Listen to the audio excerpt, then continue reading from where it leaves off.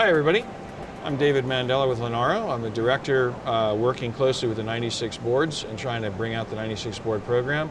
And I'm here with Glenn from Aero, who's got a 96 board. They've been manufacturing one and they've got more in the hopper. So we're going to talk a little bit about that while we're here at Lenaro Connect.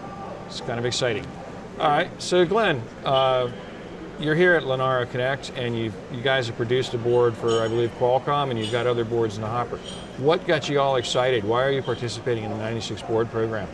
Thanks, David. Appreciate it. Aero is really proud to sponsor Lenaro Connect San Francisco 2015 because we believe in the value that Lenaro is bringing to our customers from a software standpoint. In addition, we've decided to be a part of 96 boards by introducing hardware into the ecosystem to give those same customers a chance to use the technology. Oh, Glenn, I'm really glad that you guys sponsored us. First off, thank you very much, because it's really cool. We've got over 500 people here, and every bit helps to make this thing a better thing, getting the community together. Absolutely. But also thanks with the 96 boards. I understand you've got boards in the hopper. Qualcomm's got this board through you, the Qualcomm Snapdragon Dragon Board 410C. What can you tell me? Can you tell me anything about the boards in the hopper, or is that still undercover other than acknowledging you're doing it? Yeah, Aero's very excited to be part of the 96 boards program. Our first board that we introduced was the Qualcomm Dragon Board 410C. We've collaborated with Qualcomm a great deal and Lenaro a great deal to get that board introduced into the ecosystem. We also have a second board based on Freescale IMX7. That will launch when the silicon launches, which sounds like it's going to be Q1 at this point.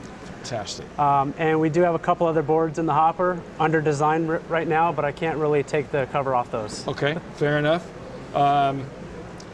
Another question is, what do you think of the mezzanine situation? I know you guys do other mezzanine cards for other boards.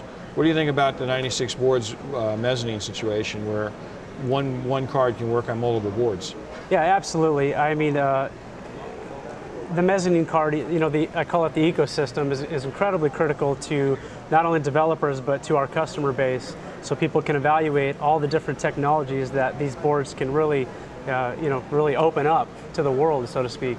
Whether it be sensor technologies, lighting, displays, and so on and so forth. And what we've really learned from some of the open source initiatives around the world is that the ecosystem is just as important as the board itself, if not more important in some cases. So we're fully committed to that. We are working with partners to introduce mezzanine boards, and surrounding technologies into the ecosystem. So Glenn, as I mentioned to you earlier, we were talking today, I'm heading out to the World Maker Faire this coming weekend back in New York City. And I'll be showing the various boards to various people. But how does Aero view makers? I mean, do makers excite you, the maker fairs, the people doing this stuff? What do you think? Yeah, David, I think the maker movement is incredibly critical to Aero's success, as well as the 96 boards movement. The reality is that the next generation of customers, the next generation of developers are coming from the maker community. And with the new shared economy, I like to call it, a person can take one of these boards, design something in their basement, put it on Kickstarter, and have funding and a company and an idea in 6 months, which is absolutely unheard of. Yeah, it's truly exciting these days. It is, and I think this will go as far as our imaginations can take us, so we're excited about it. Fantastic. I know I am. Thank you very much for your time, Glenn. Yeah, thank you.